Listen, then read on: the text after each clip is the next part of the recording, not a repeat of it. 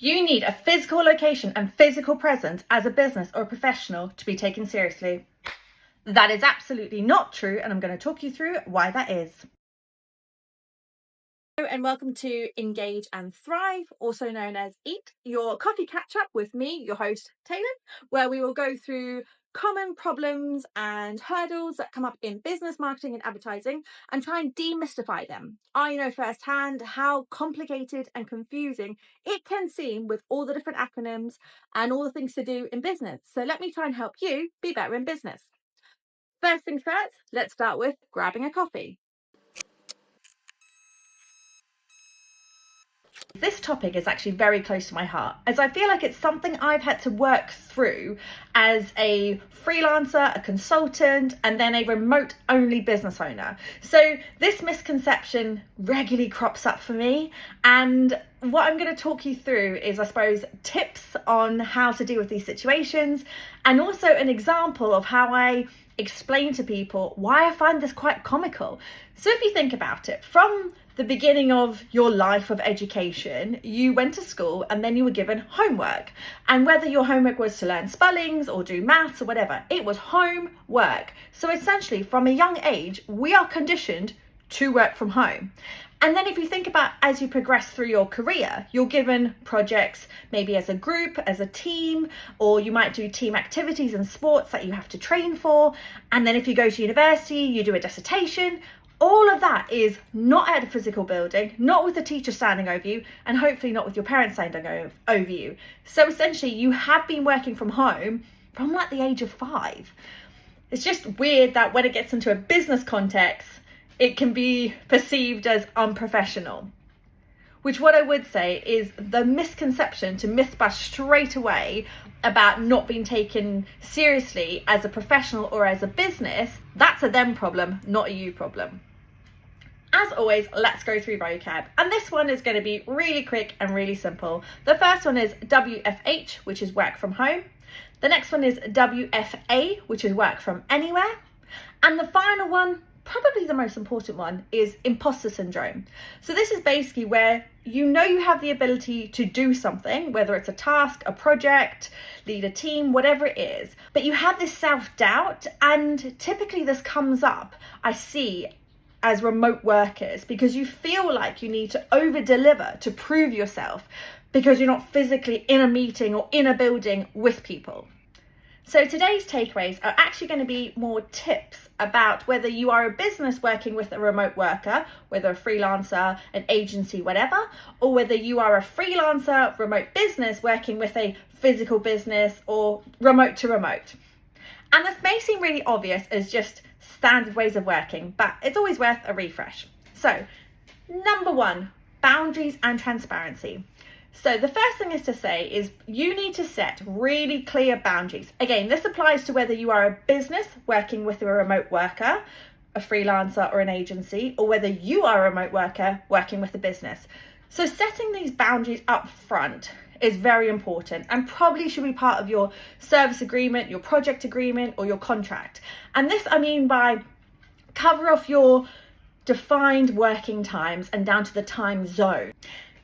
And it's good to identify as well response time. So this may or may not apply to you, but by having a response time, as in you will respond within 1 business day, again, expectations are managed. Another thing to think about with boundaries is cadence. So this may be meetings, updates, when you're going to deliver projects, your project plan, whatever it is. And typically when a client has been quite demanding to say, I want physical meetings, or we're not going to be physically meeting or physically together, therefore, how can I trust remote work? The thing they're not trusting is just more the delivery of items. So again, by establishing the cadence of updates you're going to be giving should ease that a little bit. So if, for example, you said every end of week, I will give you an update of where this project is at this status, that's fine. So this kind of like leads in nicely into meetings. So if you are going to be doing meetings, be aware of each other's situation and environment. So I like to call this digital etiquette. Don't turn up to a meeting without having brushed your hair. If it's a client that is in the financial services, right, you might want to dress a little bit smarter. Just think about each other's side and how you would give that meeting the same respect if you went in person. So, okay, if you want to wear your pajama bottoms on the bottom, that's fine. But just be aware of how you're presenting yourself on screen and what's around you. The other thing to think about with boundaries and transparency, and this is likely to be before you sign any contracts or any agreements. People may ask about, how is this going to work? What's your experience of this working? So it's good to have case studies and testimonials and results to show you can do results from remote working. And make sure to write up the projects that you do have and get the client feedback. And the same in return. If you are a business working with remote workers, remember the good things and the bad things that didn't work when you did it previously, so you can use that as ongoing learnings for the next remote relationship that you have. Number 2, tools and time management. So again, another one of the situations that comes up with using remote workers or being a business working remotely is this like always on perception. And so it's almost like it goes hand in hand with that thing of, are you professional because you're not responding straight away? So what I would say is by having tools in place, it actually then helps with not needing to feel like you need to always be on. And I would say these tools kind of work for anyone. You don't have to be a remote worker to use these tools. So the first one, my favorite tool for all communication relating to projects, so not contracts, and day-to-day activity is Slack. It's really good, really easy to use. It's the same as if you were using WhatsApp or Facebook Messenger. It's just a lot more organized. You can also send and receive heavy files, links, everything. And you're not going to have to worry about things getting blocked by emails, especially if you're dealing with clients or if clients are trying to share stuff with you. One for task management. And again, this may be if you want to share project plans or status updates or anything like that. There's quite a few on the market that are really good, which is Trello, Asana, Notion. I'll link all these in the show notes, but you have the ability to customize what you want to share, different views. It's all, you can create like joint calendars, you can create sign-off processes. They really help. Another one to think about is your platform for meetings. So likely people use Zoom or Google Meets because you can use it for free. Again, some clients may want to use Microsoft Teams and do an add-on of AI meeting notes. Trust me, it will help you. One of the things when you are presenting remotely, I find that you get to a point when you're trying to share your screen, but you also need to write notes, and you may be writing notes on your laptop. So then you may pick up your phone to write notes, but that may come across rude. Or you're trying to handwrite notes, but then again, you're looking down and not looking to the screen. So by having the AI notes enabled, it can actually capture everything that everyone's saying, and some of them actually then do like a summary of the meeting and what's the actions from that meeting. Really handy. Now, this one is going to seem strange, but I will say is to have a time tracking app. Again, there may be written into contracts and conditions that people submit timesheets, whether remote workers working for businesses or businesses actually doing a project based on certain hours, whatever the situation. I'm not saying you have to give timesheets as part of projects. What I'm saying, the reason why to use a time tracking app is actually to help with your focus and to understand where you may need support or where you're getting blocked. And the final tool to mention is your calendar is your friend. So keep your calendar up to date with everything you've got going on. And depending on software you're using, if it's Google Calendar or Calendly, you can create different calendars with different availability depending on the project type. So you may have calendars for existing clients, you may have calendars for new business, you may have calendars for internal teams and projects that you're working on. And the final one, number 3, mental and physical space. So I'm going to start with the most important part of this, which is the mental space. There's a saying that says, can you imagine if we recharge ourselves as much as we recharge our devices?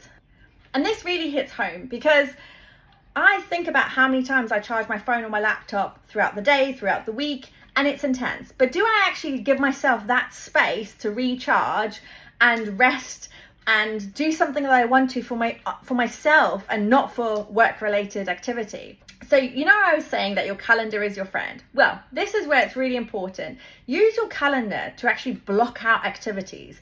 Block out your lunchtime. Block out focus time. So again, if you're using Google Calendar, there's an actual type of entry you can put into your calendar, which is called focus time, and gives people a out of office kind of response to things. Another thing to think about is your best time of day. So when you're the most productive. So for me personally, it's first thing in the morning. I like to get things done that first chunk of the day, and then by the afternoon, by lunchtime, I want to log off, go for a walk, go for a swim, whatever the situation, and do personal errands. And then sometimes I have a bit of a burst in the evening. That is my choice. And again, this goes back to kind of managing your working hours as part of your contract and your response time to clients. So if you want to do afternoons off, you're not going to have a response time of an hour response time. Another thing to think about with mental health space is notification overwhelm. So this is something that for me is so intense. So I actually have on my iPhone different focus modes. So if, for example, I'm in work focus mode, I will get 0 notifications from social media. And the only notifications I will get is from Slack and from my calendar. Again, even for my email, I don't have immediate response times to anything. So any email, that can wait while you're in focus mode for work. But this is really important because there's so many things you can get distracted from. You can also set up different settings. So if something was an emergency and someone rings you 3 times repetitively, it would break your focus mode. But trust me, notification overwhelm is real. Another thing to think about is your offline time. And I say this because this is something that I struggle to keep up with saying about recharge myself and be offline. But when you want to be offline, be offline. And again, manage it from each other. So as a client, if you're going to take annual leave, be off, be on annual leave. Don't send any emails, enjoy that time. Manage your expectations. And again, if you're a remote worker or a remote business and you're going to be offline for certain days, manage their expectations and manage your projects around it. Another one to think about for your physical space is, again, there is a phrase about clear desk, clear mind. So what's your actual setup space that you're doing? And this is kind of a twofold. So what's the space that you've created to work? And whether you're working within a company and you're going to be connecting with a remote worker or a remote business, or whether you are a remote worker and you're in a co-working space or you're working from home, make sure you have that space allocated for work mode. And I say this because test your internet connection, test your sound quality, test everything around you. And especially if you're sharing space with other people, if you're in a business or in a co-working space, just let people know before you're about to have a meeting. Because the worst thing is you're in a meeting, and I've had this before, especially with people the other side of the phone, and they're in a shared office and people are trying to get their attention and they're trying to respond to them to be like, I can't, I'm on a call. And it's the breaking that focus and that connection between each other, which kind of goes back to that need when people say they physically need a meeting. So hopefully that has trumped all of the misconceptions around being a remote worker, remote business, or engaging with a remote worker and a remote business about not physically needing that space or that location. And just remember, the biggest takeaway of all is actually just the communication with each other. So as long as you've got the communication nailed, all of those tips kind of go hand in hand with it. Thank you for joining me for another episode of Engage and Thrive with your host Taelon, and see you next week.